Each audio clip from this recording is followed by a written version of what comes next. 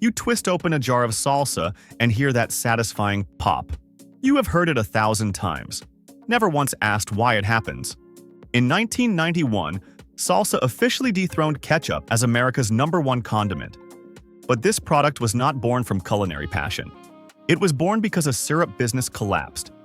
How did a failed syrup maker's backroom experiment end up dethroning the most iconic condiment in American history?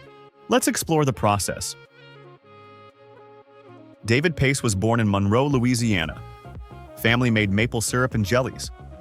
He played football at Tulane, the very first Sugar Bowl. Became an Army test pilot in the Second World War. After completing training in San Antonio, he never left. But sugar demand crashed after the war. The family syrup business was suddenly failing.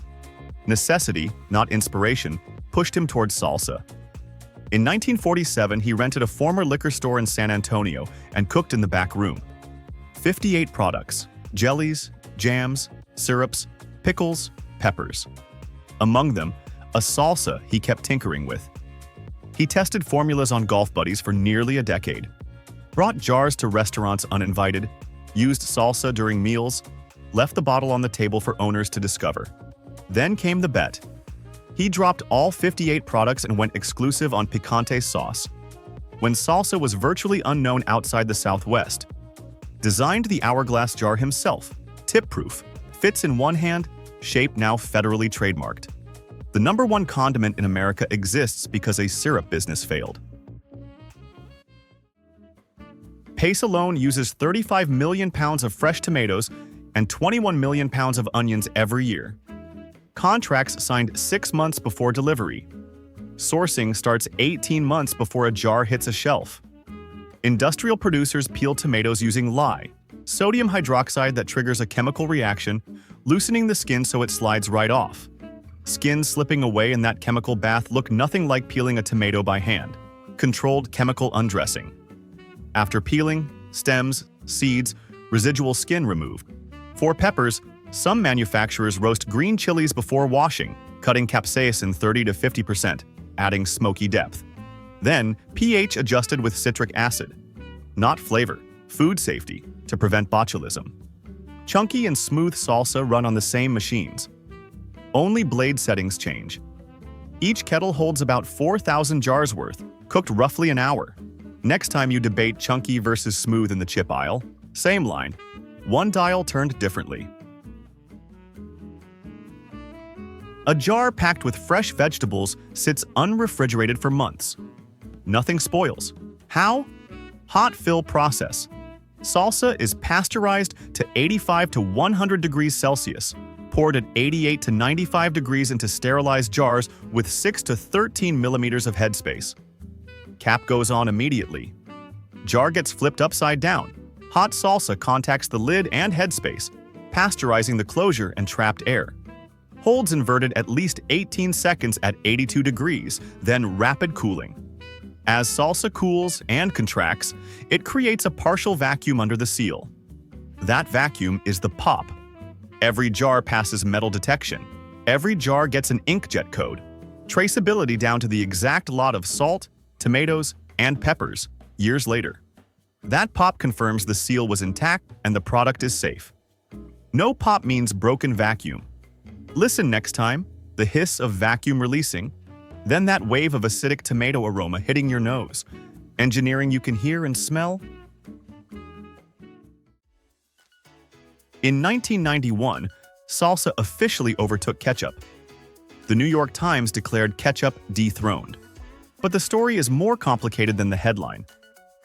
By dollar sales, salsa wins. 400 tons, 62 million versus 299 million. By units sold, ketchup edges out salsa, 176 million versus 174.9 million. By weight, ketchup crushes salsa. Bottles are simply larger. Salsa beat ketchup, the same way a $50 wine outsells a $5 bottle. Higher price, not more volume. Americans spend more on salsa but physically consume more ketchup. One more twist. Mayonnaise actually leads at roughly $2 billion per year. But Euromonitor classifies salsa as a dip, not a condiment.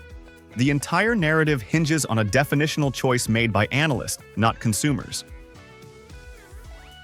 Mild, medium, and hot come off the same line.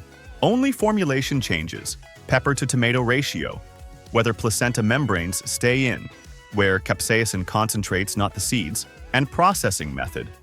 Wilbur Scoville invented the heat scale in 1912, but the FDA does not regulate mild, medium, or hot. No standard exists.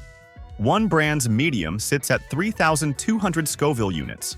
A regional brand's medium hits 9,700, well into another brand's hot. Genetics decide more than attitude. 25% of people are nearly immune to capsaicin.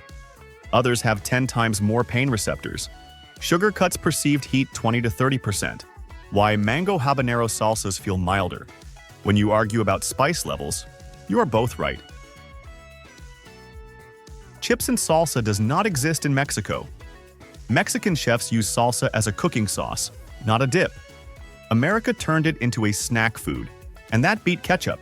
Over 90% of jarred salsa now lives in the chip aisle. Seinfeld referenced this in 1992. Heinz countered with salsa-style ketchup, discontinued in 3 years. Salsa reshaped how Americans relate to Mexican food. Tortillas outsold hot dog buns. Tacos became so American that most people stopped thinking of them as ethnic. Campbell's acquired Pace for $1.115 billion in 1995. Production moved to Paris, Texas. The brand built on Made in San Antonio, now manufactured in a town named after a French city. Herdez, the top-selling salsa in Mexico for over a century, formed Megamex Foods with Hormel in 2009, bringing actual Mexican salsa onto American shelves against Americanized Tex-Mex.